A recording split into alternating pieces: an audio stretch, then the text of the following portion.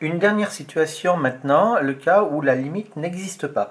Alors, on a l'impression que la limite va toujours exister, qu'on va toujours pouvoir trouver ou calculer la limite d'une fonction ou d'une suite. En réalité, ce n'est pas le cas. Et il y a des fonctions de référence qui peuvent nous permettre de trouver ça. Exemple, eh bien, toutes les fonctions que vous avez vues en classe de seconde, qui sont les fonctions circulaires, avec les fonctions circulaires, eh ben, si je prends f de x par exemple, alors les fonctions circulaires, c'est un rapport avec le cercle trigonométrique. Donc je prends f de x égale sinus x par exemple. Eh bien, qu'est-ce que je vais pouvoir dire? Je vais pouvoir dire que les valeurs de f de x oscillent, toujours oscillent entre moins 1 et 1. Ça on le sait, entre moins 1 et 1. Et il n'y a aucune façon de dire que, que ça va aller vers une valeur préférentielle entre moins 1 et 1. Ça prend nécessairement toutes les valeurs, puisque on sait que la courbe représentative est une sinusoïde, ou alors on sait aussi qu'on obtient les sinus en faisant, dans le cercle trigonométrique, en faisant des tours successifs, si on va jusqu'à plus l'infini. On a dit donc la limite lorsque x tend vers plus l'infini, ou vers moins l'infini d'ailleurs, de sinus x, n'existe pas. Il n'y a pas de limite. D'accord? De même, il en est de même pour la suite. Il en est de même pour la suite un qui est égal à sinus n. D'accord? Pareil pour le cosinus, ça marche comme ça. Donc là, il n'y a pas de limite. Donc attention, hein, c'est pas parce que on a des fonctions qu'on va avoir systématiquement une limite. Alors, honnêtement, ça, mis à part les fonctions sinus et cosinus, vous ne le rencontrerez pas en classe de terminale, puis ça ne présente pas trop d'intérêt. Grand 4 maintenant, on va passer à l'étude de la convergence d'une suite. De la convergence d'une suite. Donc, on va commencer par les définitions. Alors, on a déjà vu ce que c'était qu'une suite convergente. On va revenir dessus, histoire de bien le marquer, et on va dire ce que c'est qu'une suite aussi divergente. Donc, définition. Une suite UN est convergente. C'est seulement si... Alors, il y a deux définitions en une. Hein. Une suite UN est convergente, c'est seulement si il existe un réel L, un réel. Alors, convergente vers petit l, c'est seulement si il existe un réel petit l, tel que limite lorsque n tend vers plus l'infini de un est égal à L, ça on l'a vu, c'est-à-dire que la limite de la suite est finie. Deuxièmement, une suite UN est divergente, c'est seulement si, alors ça c'est une définition, c'est seulement si elle n'est pas convergente, c'est tout. Elle n'est pas convergente. Voilà, donc une remarque qui va être très importante et qui complète la définition, c'est que tout simplement, eh bien, quand on a une suite divergente, on va avoir donc deux cas possibles. Donc, une suite est divergente si elle a pour limite, plus l'infini ou moins l'infini. D'accord? On dit alors qu'elle diverge vers l'infini. On dit alors qu'elle diverge vers plus l'infini ou vers moins l'infini. Ensuite aussi, les suites qui ne possèdent pas de limite, sont également divergentes. Qui ne possèdent pas de limite sont divergentes. Donc la suite qu'on a vue juste au-dessus, c'est-à-dire sinus n, et eh bien ici, cette suite, elle est divergente, bien entendu, mais elles ne divergent pas vers plus l'infini ou vers moins l'infini, elles divergent, tout simplement. Donc voilà, on a donc une série de suites convergentes, c'est quand elles ont une limite finie, et s'il n'y a pas de limite finie, alors elles divergent soit vers plus l'infini, soit vers moins l'infini, ou alors elles divergent tout simplement parce qu'elles n'ont pas de limite. Deuxième cas, deuxièmement, eh bien, étude des variations, donc étude des suites géométriques et arithmétiques. Des suites, alors on va commencer par arithmétique, et géométrique.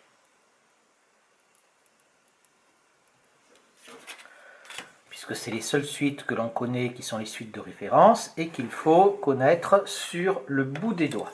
Alors, on va commencer ici par les suites arithmétiques.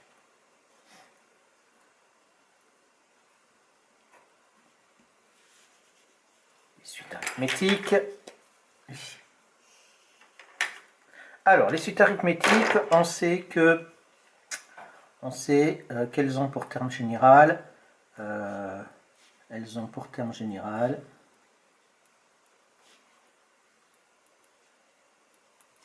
UN est égal à U0 plus NR. Je prends une suite qui débute par U0, bien entendu, j'aurais pu prendre une autre suite, ça ne pose aucun problème. C'est pas obligé qu'elle commence par U0, étant donné quand on cherche la limite d'une suite, on cherche ce qui se passe au voisinage de plus l'infini, donc ce qui se passe au début, on s'en fout un petit peu. Donc ici on comprend bien où R est la raison de la suite.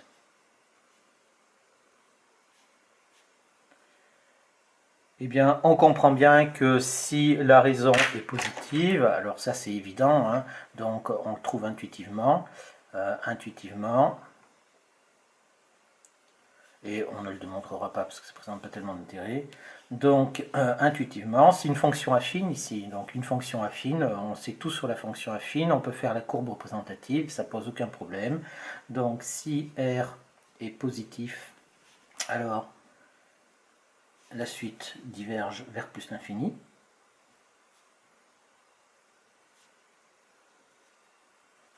Si R est négatif, alors la suite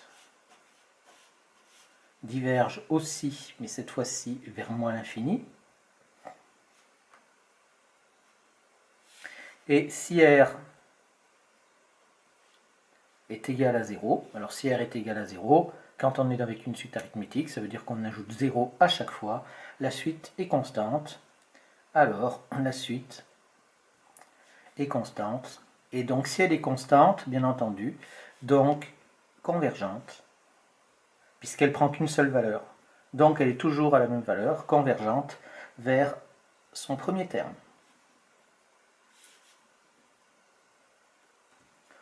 Voilà, ça c'est donc pour les suites arithmétiques. D'accord, ça pose pas de souci, on se le figure très bien. Pour les suites géométriques, ça va être un petit peu plus compliqué. Donc on y va. Suite géométrique. Alors, on ne va pas le faire avec le terme général pour les suites géométriques, mais on va le faire à partir d'exemples et on va donner la propriété. Et ultérieurement, dans un autre chapitre, on fera une petite démonstration, mais voilà, là, il faut comprendre surtout ce qui est important, c'est intuitivement. Donc, exemple. Alors ici, il faut regarder un petit peu ce qui se passe et on va prendre surtout différentes valeurs de la raison. On comprend bien que dans une suite géométrique, ce qui fait beaucoup de choses, pratiquement 80% des choses, c'est la valeur de la raison. Et à partir de ce moment-là, le premier terme n'a plus tellement d'importance, sauf quand on fera les variations, sauf quand on fait les variations des suites géométriques. Alors, exemple, je vais partir ici, premièrement, je vais prendre le premier exemple, je vais dire donc Q est égal à moins 2, et je vais prendre U0 égale 1 ici. Donc, on a U0 égale 1, U1 égale moins 2, ensuite ça fait U2 égale 4, U3 égale moins 8, etc., etc. On voit bien qu'on a une suite alternée, donc on a une suite alternée, une suite alternée. Donc alternée, ça veut dire un positif, un négatif. D'accord, une suite alternée dont les valeurs sont de plus en plus importantes, dont les valeurs sont de plus en plus importantes, de plus en plus grandes, on va dire. Attention, quand je dis de plus en plus grande, en valeur absolue.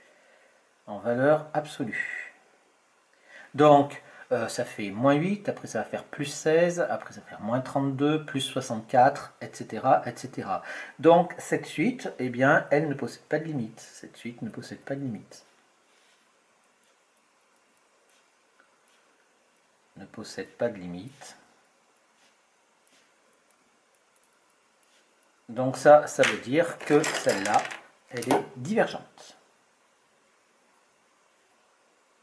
Et on ne peut pas dire qu'elle diverge vers plus l'infini ou vers moins l'infini, puisque on a une fois une valeur positive, une fois une valeur négative, donc elle est divergente tout court parce qu'elle ne possède pas de limite. Si je prends la deuxième ici, si je prends donc Q est égal à moins 1, et je vais prendre 0 égale 7, par exemple. Donc ici, je vais avoir les termes, ça va commencer donc par 7, après je vais avoir moins 7, après je vais avoir 7, après je vais avoir moins 7, etc. etc. Donc ici, c'est une suite alternée à deux valeurs. D'accord, une suite alternée à deux valeurs. Je vais prendre les exemples, je les surligne ici pour qu'on voit bien de quoi il s'agit à cet endroit-là. Donc, suite alternée à deux valeurs, et donc, bien entendu, eh bien, elle va diverger aussi, donc pas de limite. Pas de limite, parce que j'ai à la fois 7 et moins 7, en fait, hein, donc ici, ça nous fait donc aussi divergente. Ensuite, si je prends troisième exemple, je vais prendre Q est égal à moins 1,5, et je vais prendre U0 égale 1. Alors, je vais avoir donc ici, je vais avoir les termes 1. Alors, je ne les écris pas U0 égale U1, je les écris à la suite, hein, comme je viens de le faire pour la deuxième. 1, après je multiplie par moins 1,5, ça me fait donc moins 1,5. Après, je multiplie encore par moins 1,5, ça nous fait donc 1 quart. Après, je multiplie encore par moins 1,5, ça nous fait donc moins 1 huitième. Ensuite, ça nous fait 1 16e, moins 1 32e, etc., etc. Donc ici, on est bien d'accord qu'on a une suite alternée, puisque quand la raison est négative, ça va toujours être comme ça, c'est-à-dire qu'on a une fois un positif, une fois un négatif, une fois un positif, une fois un négatif. Mais là, on constate que contrairement à la première suite, où on obtenait des valeurs de plus en plus grandes en valeur absolue, et donc on allait vers plus l'infini et vers moins l'infini simultanément en alternance, et bien ici, on voit qu'on prend des valeurs de plus en plus petites, puisque j'ai 1 sur 32, après 1 sur 64, 1 sur 128, 1 sur 256, etc. Et donc je vois que la suite va converger et elle va prendre des valeurs de plus en plus proches de 0. On a limite lorsque n tend vers plus l'infini de un qui va être égal à 0. Et donc ici, on va avoir, donc elle va être convergente vers 0. Donc voilà ici. Tout le monde, on comprend bien. Après, si je prends un quatrième exemple, si je prends Q est égal à 0, je vais donc avoir, et U0 égale n'importe quoi, je vais prendre avec 3, il faut bien que je prenne quelque chose. Donc la suite, je vais avoir 3, et puis après, je vais avoir 0, 0, 0, etc. Et je vais continuer. Donc ici, on est bien d'accord que elle est constante égale à 0, sauf son premier terme, peut-être, ça dépend de la valeur de U0. Donc ici, convergente vers 0 aussi. Convergente vers 0. Si je prends donc dans mon cinquième exemple, je vais prendre cette fois-ci, j'ai oublié de surligner ça. Dans mon cinquième exemple, je vais prendre cette fois-ci Q est égal à 1,5 et je vais prendre U0 est égal à 1. Donc c'est exactement la même chose que tout à l'heure, que pour l'exemple 3, mais au lieu d'avoir une suite alternée, là je ne vais pas avoir de suite alternée, je vais avoir 1, 1,5, 1 quart, 1 huitième, 1 16e, etc., etc. Et je vais avoir ici quelque chose qui converge convergente vers 0. Voilà. Je vais prendre encore deux derniers exemples, ça en fait beaucoup, mais il faut bien comprendre en fait, hein, c'est quelque chose qu'il faut toujours faire comme ça mentalement quand on veut retrouver la propriété. Je vais prendre Q égale 1 et je vais prendre 0 égale 3. Donc si Q est égal à 1, je vais avoir 3, et puis après je multiplie par 1 à chaque fois. On sait qu'une suite géométrique qui a ici pour raison 1, c'est une suite constante, et donc elle est convergente vers son premier terme. D'accord. Et enfin, le septième cas et le dernier cas, c'est si je prends Q est égal à 2, par exemple, et U0 égale 1. Alors, quand j'ai cette chose-là, ça va me donner quoi? Ça va me donner 1, après ça va me faire 2, 4, 8, 16, 32, etc., etc. Et là, je vais avoir quelque chose qui divergente vers plus l'infini. D'accord. On remarque ici que j'ai pris U0 égale 1. Si je prenais U0 égale moins 1, j'aurais donc moins 1, moins 2, moins 4, moins 8, moins 16, moins 32. Et ça pourrait diverger aussi vers moins l'infini en fonction de la valeur du premier terme. Donc, en réalité, on va avoir un critère de convergence ici qui va être très important, c'est-à-dire que, alors j'ai pris bien entendu pour les raisons, j'ai pris 2, 1 demi, on aurait pu prendre 3, 1 tiers, etc. Ça aurait été pareil. Donc la seule chose qu'il faut voir, c'est quand est-ce qu'elle converge. Eh bien, elle converge quand on est ici, c'est-à-dire quand la raison, elle va être par exemple pour moins 1 demi, pour 0, 1 demi, 1, et dès qu'on va passer sur quelque chose de plus grand que 1, alors on va avoir quelque chose qui va diverger. Et si on passe à quelque chose qui est plus petit que moins 1, puisque moins 1 était là, à partir de moins 1, aussi dans les négatifs, eh bien, on a quelque chose de divergent. Ça, c'est quelque chose qui est logique, puisque quand on est compris entre moins 1 et 1, en valeur absolue, on a quelque chose, donc on multiplie par quelque chose qui est plus petit. Et donc on comprend bien que ça va converger vers 0 dans tous les cas, sauf dans le cas où Q est égal à 1, qui est un peu particulier, où ça converge vers son premier terme. Donc ici, on a cette propriété admise pour l'instant, et on en démontrera une partie. Donc une suite géométrique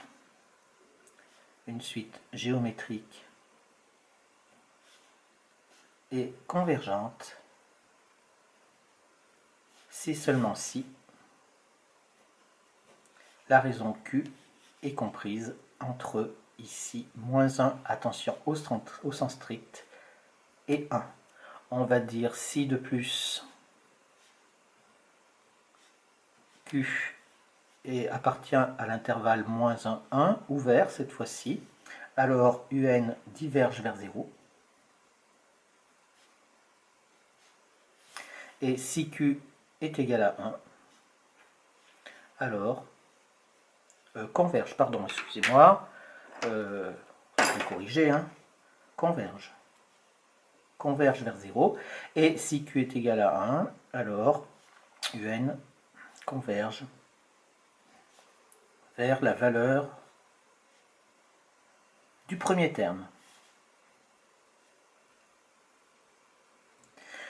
Voilà les critères de convergence des suites arithmétiques et géométriques. C'est quelque chose que l'on utilise beaucoup. Donc, le critère de convergence, c'est que la raison de la suite géométrique est comprise entre moins 1 et 1. Moins 1 exclu, 1 inclus, avec une petite précision toutefois, si Q est égal à 1, à ne pas négliger.